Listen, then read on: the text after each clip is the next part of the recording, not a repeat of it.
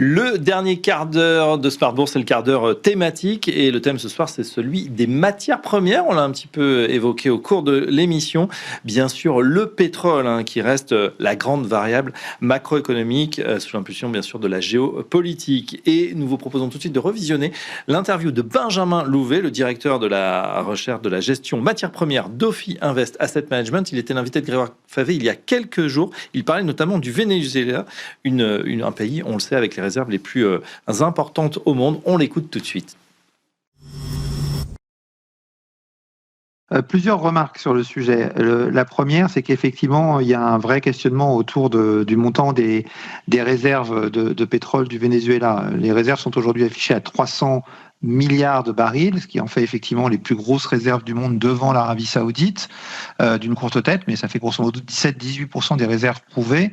Alors prouver est un bien grand mot parce qu'en fait, cette estimation, elle est basée sur des chiffres qui ont été communiqués à l'époque de Chavez au Venezuela et qui sont une extrapolation d'un modèle qui a été exécuté sur une partie du territoire vénézuélien. Donc on peut se poser la question de la véracité de ces données, d'autant plus qu'il y a un organisme très sérieux, un consultant spécialiste des énergies qui s'appelle Rystad Energy, qui a publié une étude courant 2024 dans laquelle il faisait état de réserves qui seraient plutôt autour des 30 milliards de barils. Alors c'est déjà beaucoup, mais c'est quand même beaucoup moins que 300 milliards de barils, effectivement. Le deuxième point qui se pose comme question, c'est de savoir combien de temps il faudra pour relancer la production. La première chose concernant ce sujet, c'est que la situation politique n'est pas stabilisée au Venezuela. On le voit bien. Delcy Rodriguez a au début annoncé qu'elle jouerait le jeu avec les Américains pour finalement reprendre la main et dire que le Venezuela n'était pas en quelque sorte un paillasson et qu'il continuerait à gouverner.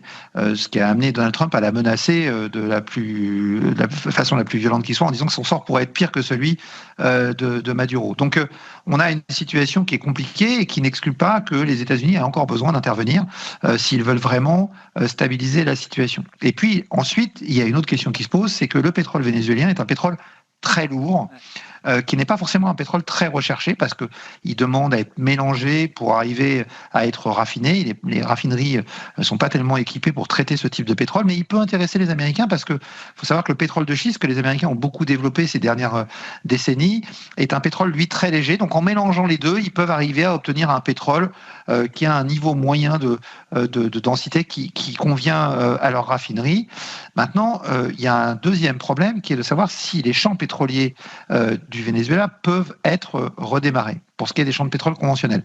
Et notamment, une question se pose autour du champ de Maracaibo, qui est le plus gros champ pétrolier du pays, parce que l'ancien directeur des installations de la compagnie nationale vénézuélienne, PDVSA, qui maintenant est exilé aux États-Unis, a, il y a quelque temps, dans une interview, montrer son scepticisme quant à la capacité de redémarrer correctement ce champ pétrolier parce qu'il a été arrêté de façon un peu anarchique et que la production pétrolière est quelque chose d'assez complexe et il n'est donc pas du tout certain qu'on puisse redémarrer ce champ pétrolier. Et puis il y a un dernier point, Grégoire, c'est que avant de pouvoir relancer l'exploitation de ce pétrole, il va falloir mettre les installations à niveau, ce qui va prendre du temps, demander beaucoup d'argent.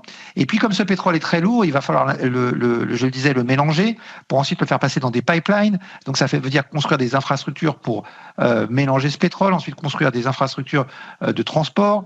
Donc, ça va être des investissements très lourds. D'ailleurs, le patron d'Exxon a été relativement prudent sur le sujet quand on l'a interrogé depuis les déclarations de Donald Trump et l'intervention au Venezuela, de même que le patron de ConocoPhillips.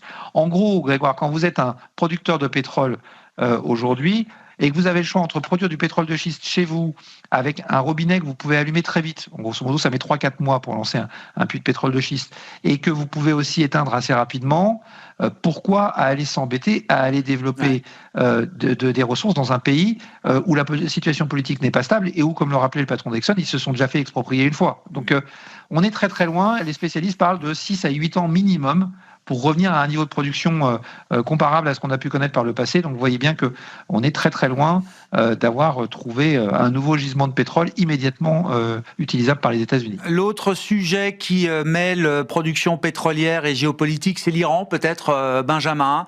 Alors, c'est pas la première fois qu'il y a une contestation populaire en Iran, mais peut-être que cette fois, c'est une contestation qui pourrait prendre une ampleur différente, avec un soutien peut-être plus appuyé, et en tout cas des soutiens de l'Iran qui ont été considérablement affaiblis au cours des derniers mois et des derniers trimestres. Benjamin, si jamais on avait un vrai changement en Iran, est-ce que là, il y a matière à imaginer que la donne pétrolière puisse être modifiée?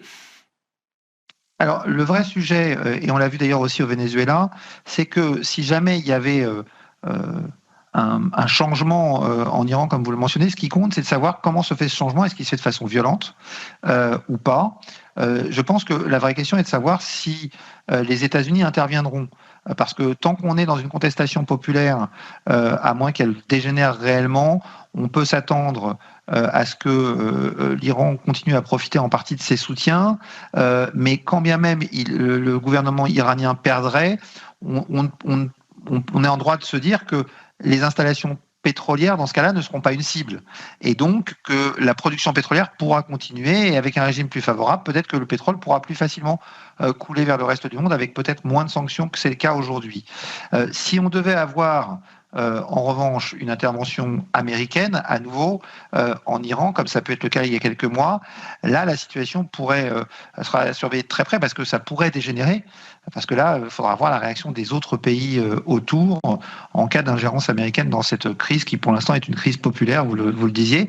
Donc, crise populaire, probablement pas d'atteinte aux installations pétrolières, et donc possiblement, s'il y a un changement de régime, peut-être un retour de l'Iran sur le marché, ce qui ne serait pas forcément une bonne nouvelle pour les prix du pétrole qui continueraient à baisser, mais qui serait plutôt une bonne nouvelle pour la consommation, mais qui poserait d'autres problèmes, parce que du coup, le pétrole de schiste deviendrait beaucoup moins rentable, voire pas rentable du tout, donc ça réduirait peut-être la production des compagnies américaines aux États-Unis, donc une équation relativement compliquée.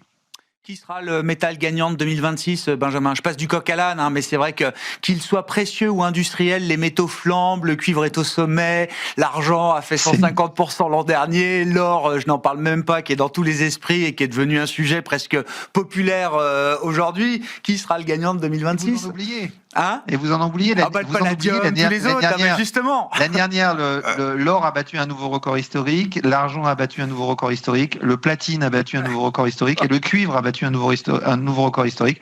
Depuis, le cuivre a à nouveau battu son record historique aujourd'hui. C'est très difficile de répondre. J'ai envie de vous dire que nous, on a, je dirais, trois métaux qu'on aime particulièrement chez Ophi Invest AM. Le premier, c'est le cuivre, parce que le cuivre, c'est le couteau suisse de la transition. On en a déjà beaucoup parlé ensemble, et que clairement, compte tenu des difficultés qu'on a côté production et compte tenu de la hausse de la demande qu'on a à cause de la transition énergétique, mais aussi de la transition digitale avec le développement des data centers, la demande ne fait que flamber. Et donc, cette année, ce marché est attendu en déficit pour la première année, mais tout le monde s'attend à ce que ce soit le début d'un déficit structurel, comme on l'évoquait dans notre livre avec Emmanuel H. Il y a quelques années de ça.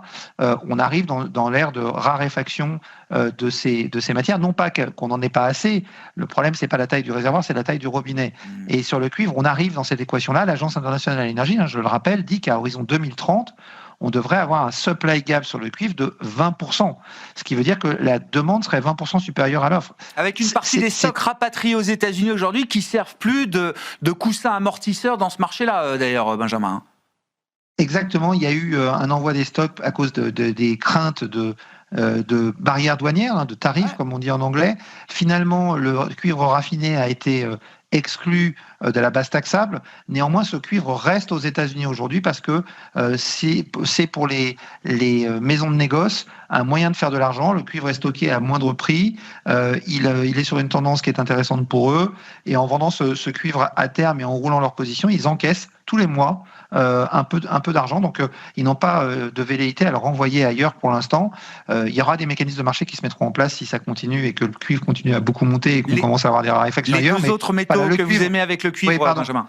Le cuivre, évidemment, l'argent. Et il faut bien comprendre que dans les matières premières, c'est pas parce que ça a beaucoup monté que ça va arrêter de monter. Il faut rééquilibrer le marché. Et là, sur l'argent, on était dans la 5e année consécutive de déficit. L'année prochaine, ça sera une nouvelle année de déficit. Donc, ça va être relativement compliqué. Et puis, un joker, je dirais, c'est l'aluminium. L'aluminium, le plus gros producteur, c'est la Chine. La Chine arrive tout près du maximum de production que le gouvernement a fixé, alors que la consommation continue à augmenter. Donc, on risque d'avoir des tensions qui vont se multiplier dans les années qui viennent sur l'ensemble de ces métaux. C'est d'ailleurs les thèses d'investissement sur lesquelles nous, on travaille chez Ophi Invest AM depuis plusieurs années.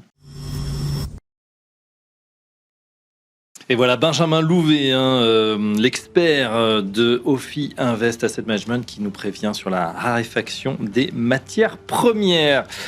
Merci de nous avoir suivis. Cette édition touche à sa fin. Demain, vous retrouvez Grégoire Favet. Excellente soirée et à très bientôt dans Smart Bourse.